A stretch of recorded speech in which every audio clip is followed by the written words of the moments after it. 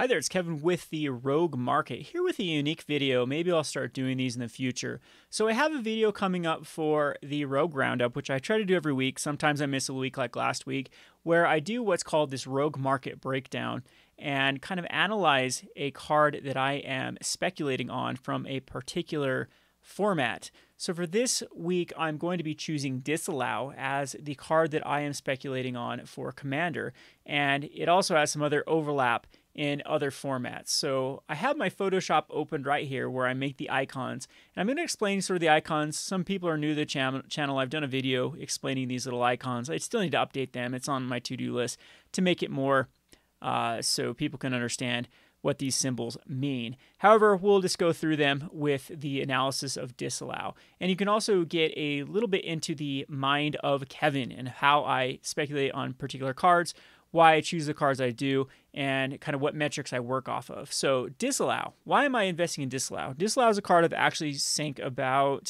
$200, I would say. $200 in Disallow. And there is always a process that I take when looking at a particular card to invest in. Here you have the Rogue Market breakdown here. The two formats that I look at I put a lot more weight on than any other is definitely Modern and Commander. These are the two bread and butter for investments. If it's easy playing Pauper in Legacy and Standard, sure. These are all good things to have for the card, have going for the card. However, the two necessary thing is it played in Commander or is it played in Modern? If a card is not played in either one of those formats, barring that you can get in a low price for Legacy or Pauper, I would say that you don't want to invest in this particular card. So Disallow, though, is a card that does see a ton of play in Commander. If I were to weigh the two, I would say I prefer Commander over Modern. I think that Commander is a much safer investment. The only thing you have to worry about is reprints, and reprints happen on a very, very calendar. They happen in August. You know when they're going to happen. So you know you have that time for a card to accrue value before you sell before the potential reprints in August. And if it doesn't get reprinted in August, you have an entire year to invest in this particular card. Disallow, for example, I don't think is going to be reprinted anytime soon in a Commander set. However, this card is very easy to reprint in other products coming out. So we'll get to that in a second. So let's just go, before I start going in the Rogue Market breakdown, let's just go through a whole analysis of Disallow. So these are the sites that I use very, very frequently to get a kind of grasp on where a card is demand-wise. So first of all, at EDHREC. EDHREC is an absolute powerhouse for demand for Commander cards. It uses, I believe, Tapped Out as well as Deck Box, quote me if I'm wrong here. There's sources that they use, and a few other places to get information on who is putting what in Commander decks. It's very, very accurate. I know Goldfish does their own as well. I find EDHREC to be a bit more accurate because it also has a lot of eyes on it through the... it tends to be...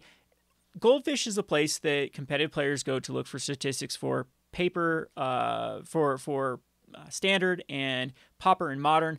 EDHREC is a place where people go for more of the Commander, and especially more of the casual Commander. So anyway, so let's look at Disallow. You can pull up Disallow here, and it will pull up how many decks that this is currently in. So this number is not created equal. This is something you need to compare cards that came out in the same time period. So Disallow having a 15,000 decks would be comparative to something that is in one of these sets here. So we have to look at Amonkhet, I would say Aether Revolt, and we can even look at Kaladesh and try to get a gist of how much a particular card is able to see play, like how impactful it is on its particular. And you see right off the bat, Disallow is the most played card from Aether Revolt. So that's huge because Aether Revolt also contains a lot of heavily played cards in Commander.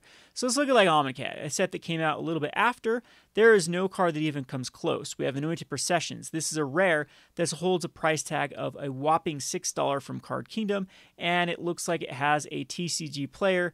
Right now, market price does see like there is some lightly plays around the $10 mark, but this is pretty much, you can say this is about a $10 card right now. So a card that sees play in, basically this does see some play in some other casual formats, doesn't really see any play in Modern in my opinion. It's just too slow for the format, but it's a $10 price tag on a card that sees almost half less than a Disallow. So there's some price discrepancy in the two. We also do have to look at supply. Yes, Amonkhet is, I would say, is probably opened up a lot less. There is Aether Revolt is very, very hard to find a sealed product. Amonkhet's very, very easy to find. So there's probably a lot less anointed processions out there. It was during a time period where Magic was very lackluster, especially Standard, and that wasn't true when Eldritch Moon and Shadows of Innistrad were in the format with the Kaladesh. That was a very robust time in Magic. So that's something the Anointed Procession has going for it that the Disallow does not. But if we come over to Kaladesh, for example, though, we see the most played card is the Panharmonicon, and then Inventor's Fair and Aetherflux Reservoir. These are all around similar, and you can see that these price tags have gone up quite aggressive comparatively to Disallow. So I think if we look at the TCG player and the Aetherflux Reservoir of both of these cards, we can get an overall picture. Inventor's Fair just came off of a deck that did get the Crackline Ironworks did get a banning, and so the demand for Inventor's Fair is slightly down from Modern, so this could explain the price going down here on the TCG marketplace. In fact, though, I do think this is a good spec, just looking at, comparing apples to almost apples with the Amonkhet cards with Inventor's Fair. This price seems very, very undervalued right now for Kaladesh. Now, Kaladesh and Aether Revolt aren't created equal either, because I think that Kaladesh has probably twice the supply out there than Aether Revolt does, just how much Kaladesh was opened for it being the powerhouse of the set. That originally, the first set is always something that's opened a lot more. As it was drafted all through Aether Revolt, it required Kaladesh packs in the pre-release, it required Kaladesh packs in all subsequent Aether Revolt drafts, and so there's just a lot more supply out there. So Inventor's Fair will give you a good price point, probably sees about as much play, and is just as versatile in the Commander format as Disallow. And you can see they have very similar prices. So I'd have the supply edge going to Disallow, but I think that both of these are very, very good investments, the Inventor's Fair and the Disallow. If we go back over to the Aetherflux Reservoir, though, it starts to paint a different picture.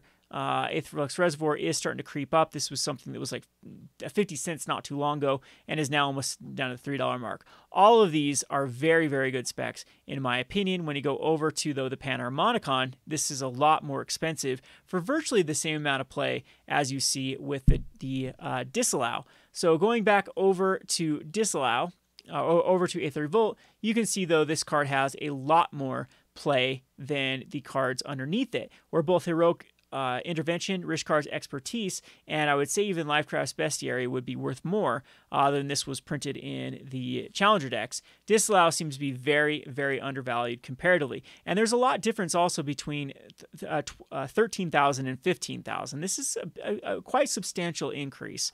So that supply-demand reasons, I think the Disallow is a knock out of the park from this time period. Speaking of time period, that's also something I think it has going for it. We are probably on the verge of a new format being created after the next rotation. We're thinking that it will be adopted especially for Arena, because cards will exist that no longer have playability in Arena, and we're also thinking that Modern Horizons is a clear signal that there is going to be another format that bridges the gap between Modern and Standard. Modern has a much higher card pool when it was deemed necessary to create a format because the difference between Standard and Legacy, and because they got rid of Extended, and just the power level between Standard and Legacy was so vastly different that they needed to create Modern. Well, I'd argue that the power level now between Modern and today's Standard is also as big of a gap as what occurred for the need for Modern originally. So I think there will be some sort of Modern 2.0 format that will, in my opinion, go Shadows forward. A lot of people think it will be Origins forward. We don't know what it is. I particularly think Shadows forward because all those cards are currently programmed on Arena. And so I think it might start with Shadows forward, and they might go back a few sets back to Origins or whatnot. However, that's the best information that I have right now, and I'm going to work with that. I'm going to say it's pretty safe to assume that it's going to be somewhere around this time period of when the Modern 2.0 is going to be released. If that occurs, I think Disallow will once again have competitive demand, because you can see that there wasn't a lot of demand from Disallow from other formats. It sees play occasionally in Modern and occasionally in Legacy. So if we were to go back over here to the Photoshop and start to make this rogue market breakdown, I think this is pretty accurate. I might change the modifier for the supply demand for the Modern. So we could come over here to, so here's Modern, and we come over here to the modifier of modern, which now I can't even find when I'm doing it. So, oh, there it is. Yeah, it's just this. So we go over to modern, and I think that very low is, I would say low for this card, because again, Disallow does occasionally see play into Teferi control decks when, and I think it's a card that definitely potentially has a slot to be put in, at least the sideboard, when countering a spell and an activated / trigger ability is very, very relevant in the format. Right now, not so much. In future metas, it could absolutely be more relevant than it is. So I change this to a low, not a very low, because it does see, very low is usually reserved for things that are very, very rarely played in modern, that it has at least shown up in modern before, but isn't something that is going to happen very often. Low is something that doesn't necessarily have its place in any given meta, but it definitely has shown up in substantial numbers before, and I think we could put Disallow in that category. Now, if we come over to Commander, though, the Commander demand is through the roof here, so that's usually is high. I'd actually put this at very high. There are very few cards that see more play than Disallow. This is one of the more powerful counter spells that's ever been printed for a format that needs to hit both activated, triggered abilities and outright counter spells. So an incredibly powerful card in Commander. It's very powerful in competitive Commander, as well as 1v1 Commander, as well as just even casual Commander. It's going to be slotted in many, many decks. And I think the price point too has a lot going for this card to be purchased in those decks, because some people do have that threshold of where they buy cards, and I think that this card is going to hit that $5 threshold very, very quickly, and then the growth rate might be a little bit less after it hits that $5, but up in that point it still is considered a budget card, and again, that has a lot to do with the sales of cards. All right, so we go to the set Rarity-with Demand. This is from A3 Volt, which I don't give it a minus. This little modifier here is based upon just the supply comparatively to sets around it. So a mythic from, let's say, Core 2019 is not created equal from a mythic from Dominaria. There's going to be a lot less mythics in Core 2019 out there in circulation because of how dismally it sold, how it was one of the least attended pre-releases of all time, comparatively to Dominaria, that was one of the best sets sold of all time and had one of the second best pre-release attendance of all time. So I would put this not as a warning. Warning usually means we think it's going to get reprinted. I would give this a neutral stance. A rare out of A3 Volt, that's pretty neutral. A rare out of Kaladesh, that's pretty bad. Supply also, if it's been printed like a challenger deck, that's of course where we'd put the negative factor. So we go into replaceability. Replaceability is something that, how easy is this card to get knocked off its slot? I don't think they can print a Disallow, a card that is just a one card covers all in a 3 converted mana cost. Probably seems about right. I have a hard time seeing, of course, counterspell just exists for 2 mana, so shave 1 mana cost off, and yeah, they can't add activated abilities and triggered ability to 2 mana. It'd be just broken beyond broken. So I think Disallow is right, perfect, where it's not going to be able to replace this card. So I think that going over replaceability options for this card would be the unique, that it's quite unique. It's hard to do, but what I do this is better than a lot. That there is other ones that it's not a unique ability. There's things that counter activated and triggered abilities. There's things that counter spells. Yeah, maybe not on the same card. I think there actually is some with higher converted mana cost. So it's not a unique card by all stretch of the imagination. This is better than a lot, though. This is exactly where I'd put this. Some of the options are a lot or alike. It's equivalent. A lot or similar, replaces something, and similar to something. That's kind of the metrics that I use here on the Market Monday, or the Rogue Market breakdown. So I'm going to use this. It's better than a lot here, which is a good indicator. The reprintability. This one is something you definitely have to be very aware of. This one is very easy to reprint. So we give a little bit of a warning here. This is something you don't invest in because you think, hey, this is incredibly hard to reprint. Cards that are incredibly hard to reprint are things that are named a specific name that is attached to a storyline, or it has a mechanic that is attached specifically to a set. So right now, for example, Spectacle would be something that'd be hard to reprint in the future because it's something that is a Rakdos-specific Ravnica Allegiance mechanic.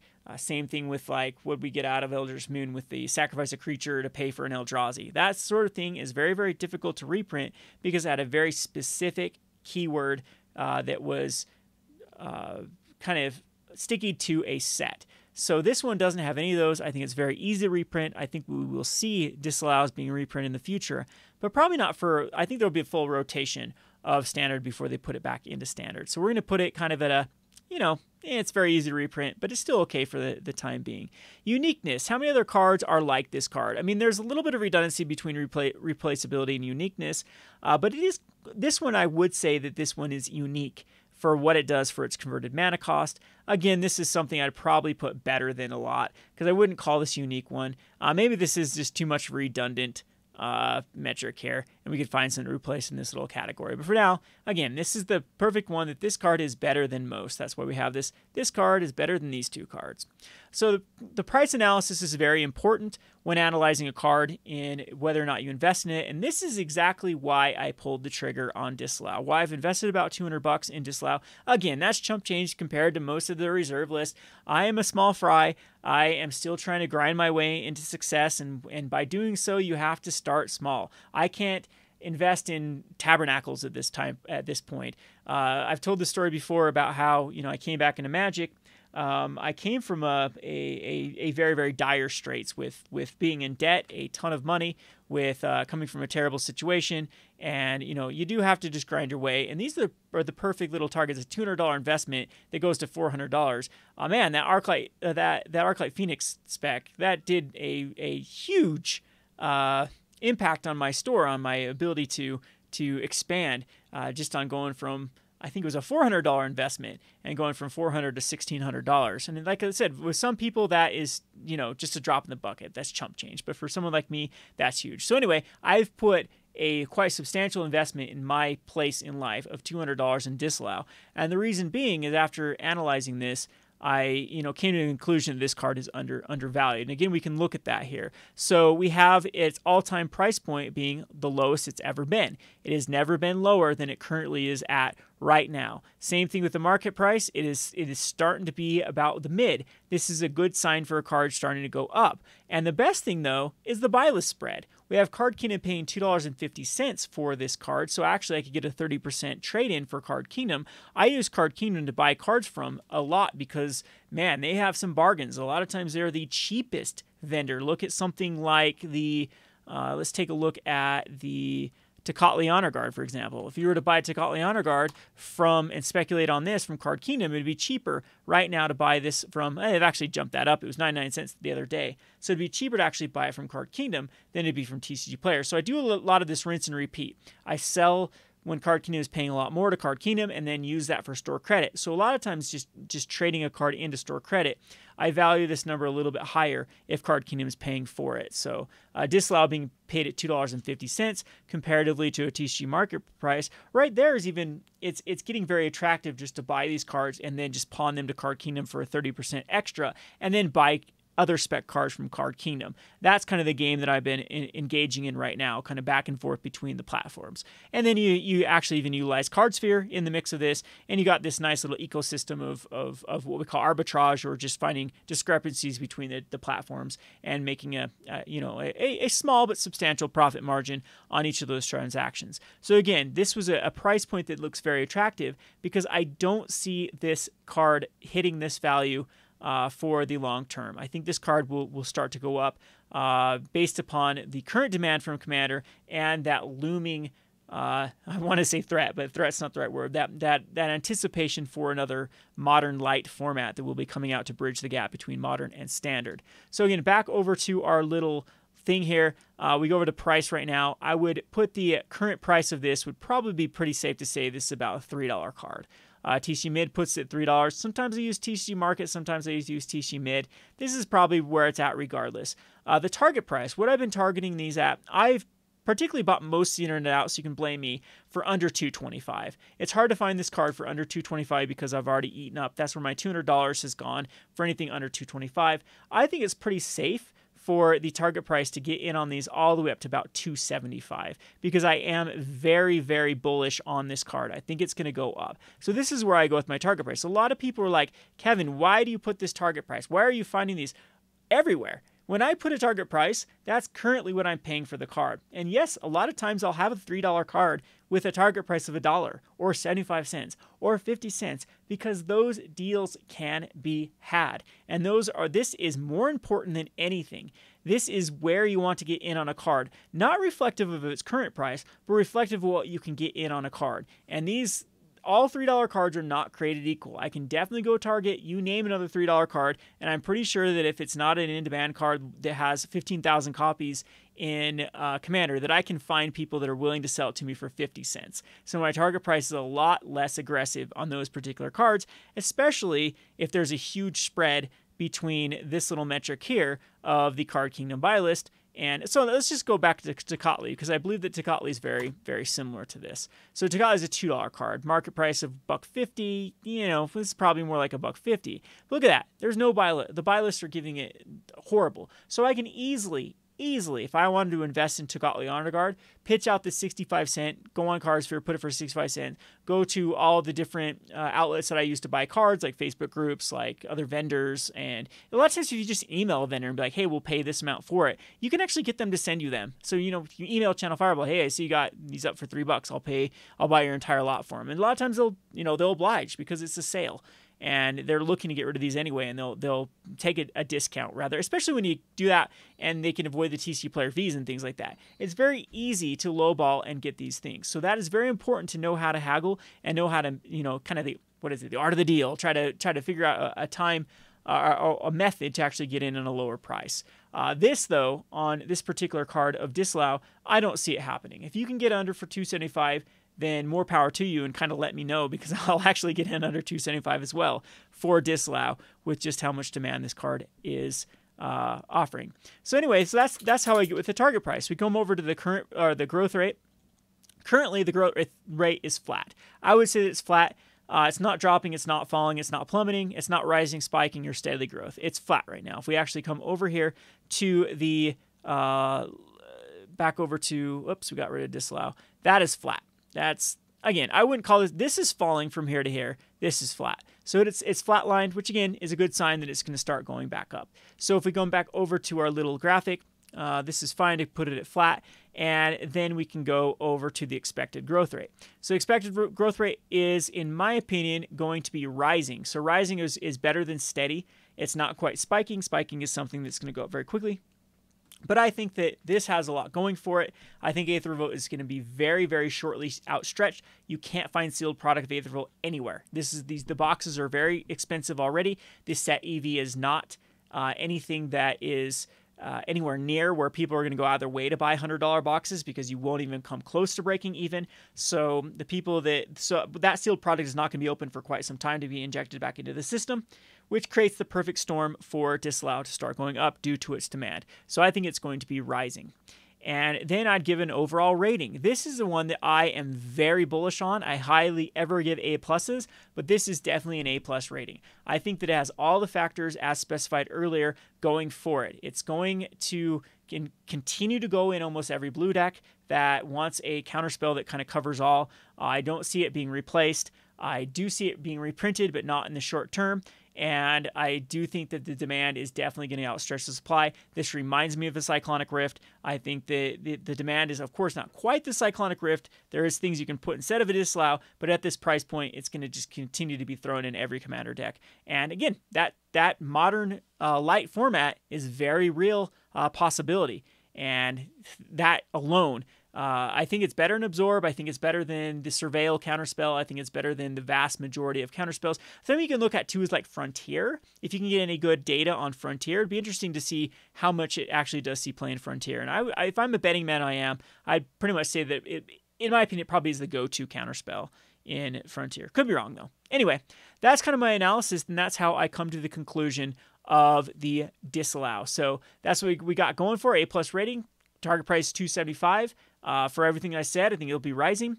And that's like a bigger overview. I know this is a longer video than what I usually do for this channel. Wanted to really get an in-depth, detailed how the mind of Kevin with the Rogue Market works, how I come to these conclusions, and maybe it will allow you to follow along better with especially the rogue roundup videos or any sort of product analysis or just card analysis in the future. Hope you enjoyed this video. We will be having the $2,000 fantasy portfolio that will be released tomorrow.